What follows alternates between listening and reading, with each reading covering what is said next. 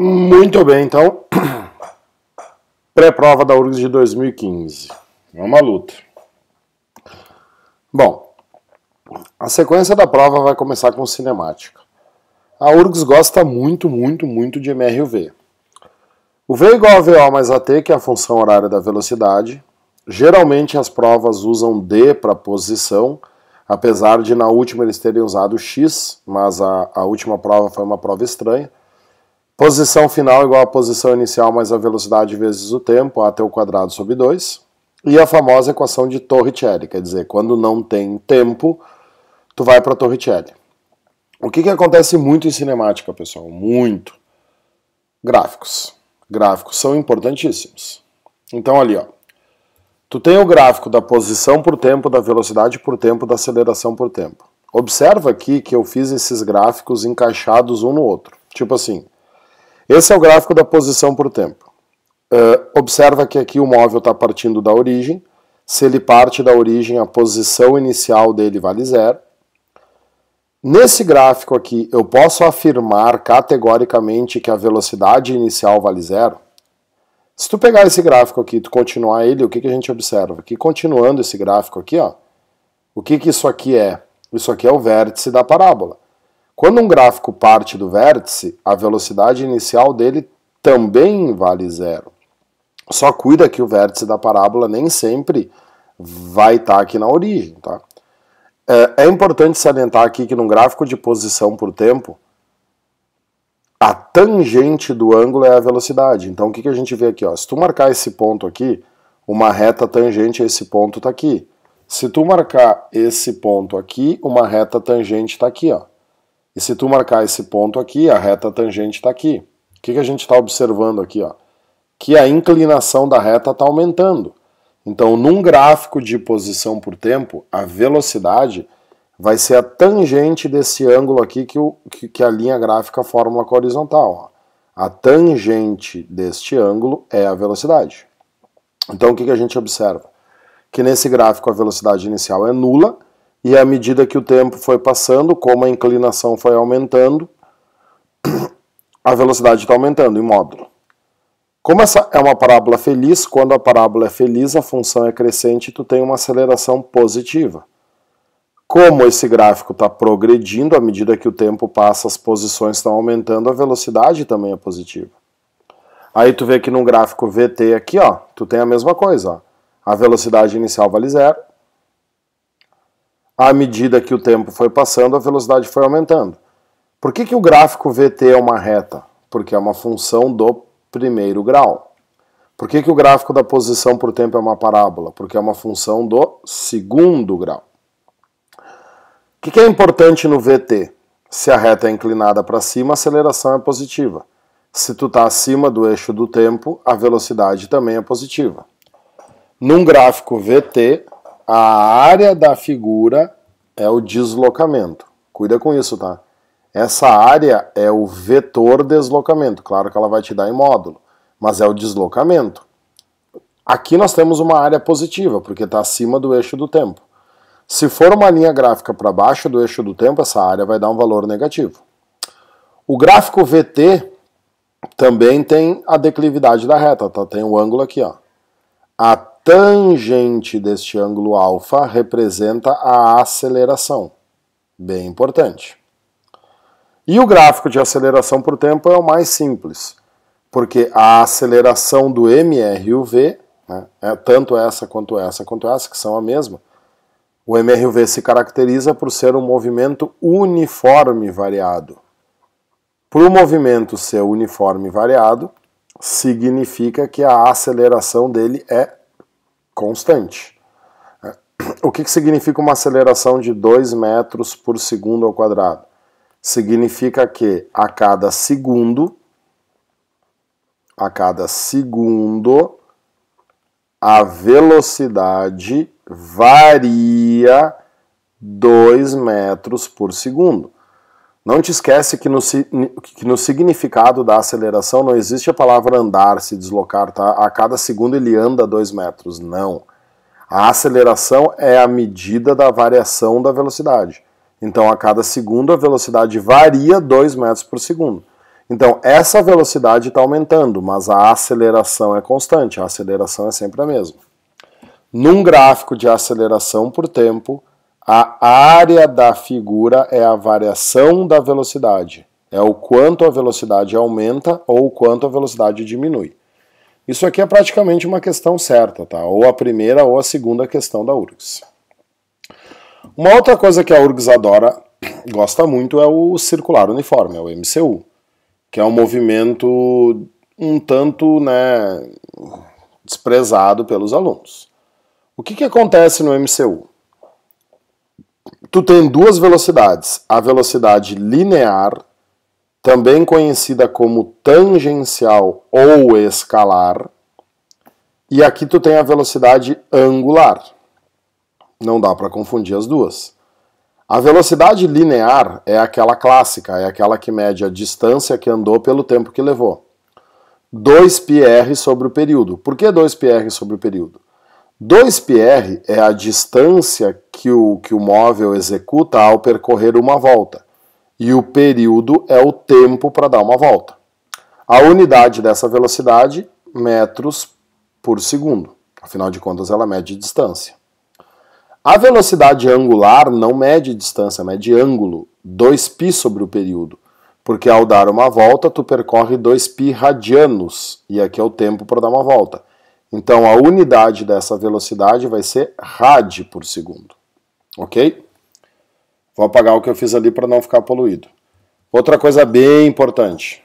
Junta as duas. Qual é a diferença entre a velocidade linear e a velocidade angular? O raio. Então, a velocidade linear é a angular vezes o raio, ou, se tu preferires, a angular é a linear sobre o raio. Muito exercício da URGS, para resolver, tu precisa saber dessa relação entre as duas. A aceleração centrípeta é a velocidade linear ao quadrado sobre o raio. Ou, muito cuidado que aqui nós temos um ou, a aceleração centrípeta, o que vai acontecer aqui? Ó? Se tu colocar que a velocidade linear é a angular vezes o raio, vai ficar a angular ao quadrado vezes o raio elevado ao quadrado dividido pelo raio. Então você cancela o raio. E aí a aceleração centrípeta também pode ser a angular ao quadrado vezes o raio. Importante aqui para resolver exercício teórico. Observa que numa fórmula o raio e a aceleração são inversamente proporcionais. E na outra equação a aceleração e o raio são diretamente proporcionais. Porque aí entra a brincadeira do caso do disco e do caso da polia. Vou apagar de novo para despoluir. E aí, olha só, vamos brincar. Caso do disco. O que está acontecendo aqui? Ó? O caso do disco ele funciona quando tu tem somente um eixo, né? Tu tem um eixo só aqui, ó. Não, aqui não saiu nada aqui. O eixo é o mesmo. As duas bolinhas estão andando a partir desse eixo. Observa que quando a bolinha 1 dá uma volta, a bolinha 2 também dá uma volta, quer dizer, elas estão andando juntas. Isso aqui seria uma aproximação, né, como se fosse a Terra. Imagina que isso aqui fosse o polo norte da Terra, imagina a Terra olhando de cima. A bolinha azul mais clara aqui seria um ponto localizado no Equador, e a bolinha azul mais forte, a bolinha aqui de dentro, seria um ponto localizado sob o Trópico de Câncer ou o Trópico de Capricórnio. Então a Terra só tem um eixo, qualquer ponto em cima da superfície da Terra vai dar uma volta no mesmo tempo. E aí nós temos as relações. As frequências são iguais, revisando no MCU, a frequência é o número de voltas que o corpo realiza na unidade de tempo. O tempo tem que estar sempre em segundos para a unidade ser hertz. Seguido aparece, deixa eu voltar aqui. Seguido aparece em RPM, tá? Rotações por minuto. Não pode usar RPM nas equações. Quando tu tiver que passar de RPM para Hertz, divide por 60.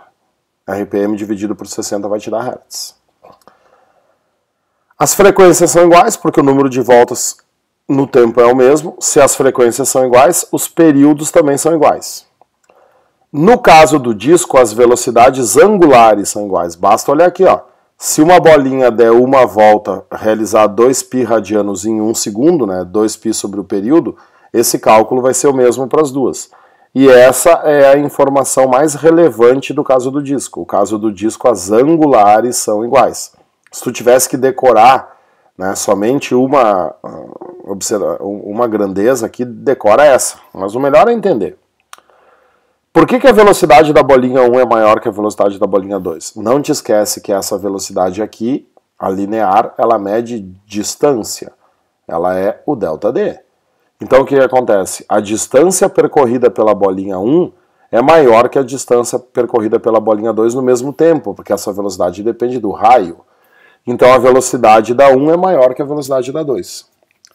E a aceleração centrípeta, muito cuidado. Para o caso do disco, como as angulares são iguais, o melhor jeito para pensar é que a aceleração centrípeta é a velocidade angular. Sorry, eu ia fazer a linear aqui. Qual é que apaga? É 1. Aqui, ó. A aceleração centrípeta é a angular ao quadrado vezes o raio, aquela que a gente deduziu antes. Como as angulares são iguais, ela não interessa, né? Despreza ela. E aí, aceleração e raio são diretamente proporcionais. Por isso que a aceleração da bolinha 1 é maior que a aceleração da bolinha 2. Então esse é o caso do disco. O caso da polia é diferente. Vamos apagar tudo ali. No caso da polia, o que tu tá vendo aqui, ó? Não consegui fazer as polias girarem, mas enfim, as flechinhas dão uma ideia de movimento. Aqui nós temos eixos diferentes. A diferença da polia para o disco é que aqui o eixo 1 é diferente do eixo 2. Quando a polia 1, que é pequenininha, der uma volta, a polia 2, que é a polia grande, vai dar uma volta? Não, ela vai dar menos que uma volta. Então a frequência da menor é maior.